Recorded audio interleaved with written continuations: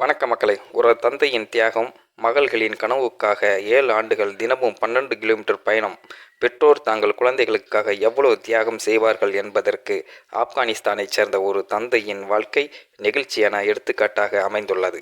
ஆப்கானிஸ்தானின் பக்திகா மாகாணத்தைச் சேர்ந்த தினக்கூலி தொழிலாளி மியா கான் தனது 3 மகள்களும் கல்வி கற்க வேண்டும் என்ற ஒரே இலக்குடன் 7 ஆண்டுகளுக்கு மேலாக தினமும் 12 கிலோமீட்டர் மோட்டார் சைக்கிளில் பள்ளிக்கு அழைத்துச் சென்றார்.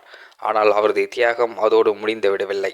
மகள்களை பள்ளியில் இறக்கிவிட்டுவிட்டு வேலைக்கு செல்லாமல் பள்ளி வளாகத்துக்கு வெளியே சுமார் 4 மணி நேரம் காத்திருந்து வகுப்புகள் முடிந்ததும் மீண்டும் அவர்களை பாதுகாப்பாக வீட்டிற்கு அழைத்துச் செல்வதை தினமும் வழக்கமாகவே கொண்டிருந்தார்.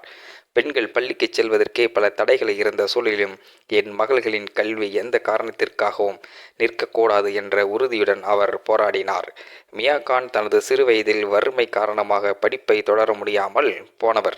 அந்த வேதனையை தனது மகள்கள் அனுபவிக்க கூடாது என்பதற்காக குடும்பத்தின் பொருளாதார சிரமங்களையும் பொருட்படுத்தாமல் அவர்களின் கல்விக்கே முன்னுரிமை அளித்தார். ஒரு கட்டத்தில் அவரால் தொடர்ந்து வேலை செய்ய முடியாத நிலை ஏற்பட்ட போது அவரது மனைவி கோர்மா மருத்துவமனையில் துப்புரவு பணியில் சேர்ந்தார்.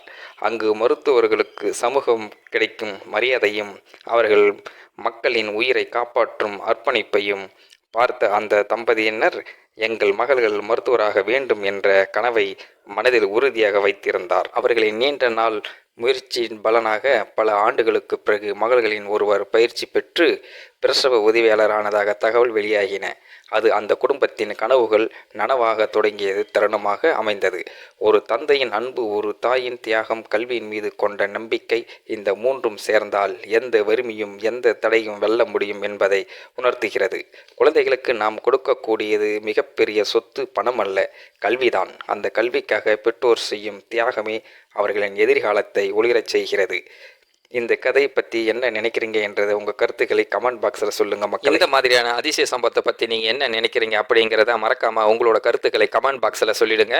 முடிந்த அளவுக்கு இந்த வீடியோவை மற்றவங்களுக்கும் ஷேர் பண்ணுங்கள். கூடவே நம்ம சேனலையும் சப்ஸ்கிரைப் பண்ணி விட்டுருங்க. தேங்க்யூ ஃபார் வாட்சிங். இது போன்ற செய்திகளை உடனுக்குடன் நீங்கள் தெரிந்து கொள்ள மறக்காமல் எங்களுடைய சேனலை சப்ஸ்கிரைப் செய்யவும், கூடவே பக்கத்தில் வரும் பெல் ஐக்கானையும் கிளிக் செய்யவும் மக்களை.